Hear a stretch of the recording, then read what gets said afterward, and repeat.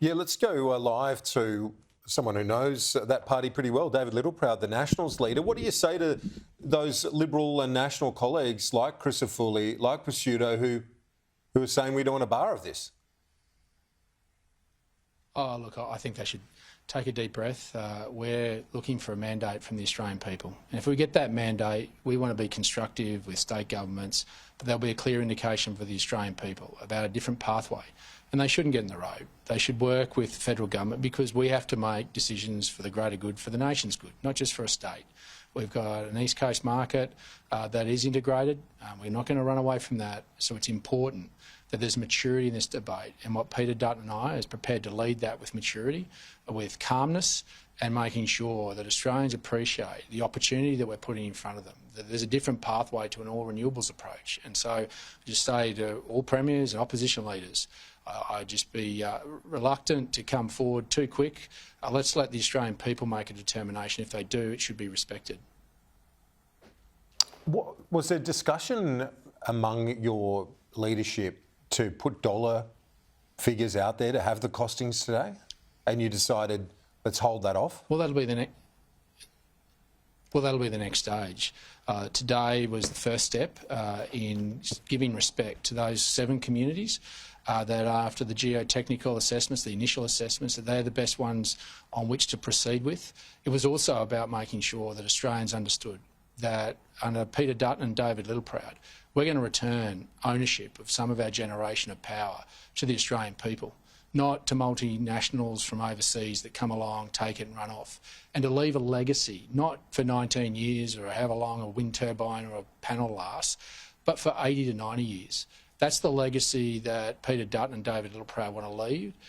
That's the one that we've got the courage of our conviction and have a belief in those men and women, in those jobs in regional Australia, in those 7 sites, that we believe in them and that they can transition across, and over 77% of those, history shows, will be able to move across, but there'll be more jobs, there'll be higher paying jobs.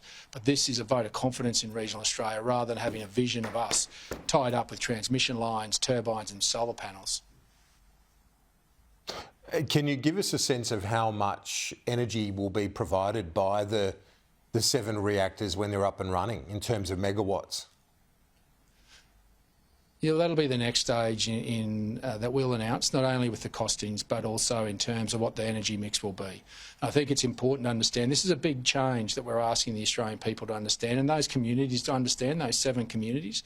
And I think what you've heard from us from the very start is that we'll put these where existing coal-fired power stations are, and then we'll be, at our next stage, being able to demonstrate what our total mix, whether that be with renewables, whether that be with gas, with CCS, and the timeline of that transition. We'll be upfront and honest with the Australian people, but this is about taking that first step and showing respect to those 7 communities about the significant role that they'll play and the significant opportunity that they'll have.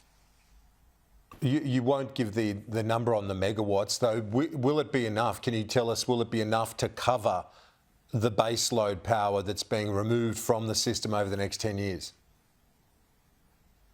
Yeah, and you'll see a pathway of construction and delivery to net zero by 2050 through that energy grid. It's about 30-odd% of total emissions at the moment, but we'll be honest about how we transition that, and gas will play a significant role in that. And we've been very upfront and honest that the gas that will be required will be significantly more than what it is now, but renewables will still play a role in that.